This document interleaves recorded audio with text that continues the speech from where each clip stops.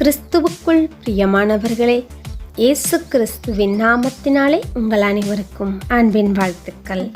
இன்றைய ஆசீர்வாதமான தேவ வார்த்தை, இதோ இருள் பூமியையும் காரிருள் ஜனங்களையும் மூடும், ஆனாலும் உன்மேல் கர்த்தர் உதிப்பார், அவருடைய மகிமை உன்மேல் காணப்படும்.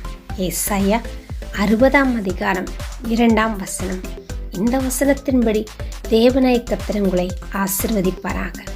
எகிப்திலே இஸ்ரவேல் ஜனங்கள் அடிமைப்பட்டிருந்த நாட்களிலே தேவனாய் கர்த்தர் அவர்களை விடுதலையாக்கும்படியாக முன் குறித்தார். பார்வோனோ அவரை ஆராதிக்க அவர்கள் ஜனங்களை விடுவதற்கு பெரிய தடையாக இருந்ததை பார்க்கிறோம். அந்த சூழ்நிலையிலே எகிப்தின் ஜனங்கள் மேல் வாதை வந்து மூடினது, கொள்ளை நோய்கள் உண்டாயிற்று, பல உபத்திரவங்கள் உண்டான.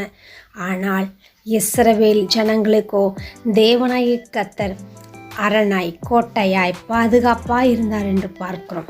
ஆம் பிரியமானவர்களே, வாதை உன் கூடாரத்தை அணுகாது, பொல்லாப்பு உனக்கு நேரிடாது என்று சொன்ன தேவன் உங்கள் மேல் அவருடைய மகிமை காணப்படும் என்று பார்க்கிறோம். அவருடைய மகிமையிலே ஆரோக்கியம் உண்டு, அவருடைய மகிமையிலே ஐஸ்வர்யம் உண்டு, அவருடைய மகிமையிலே சமாதானம் உண்டு.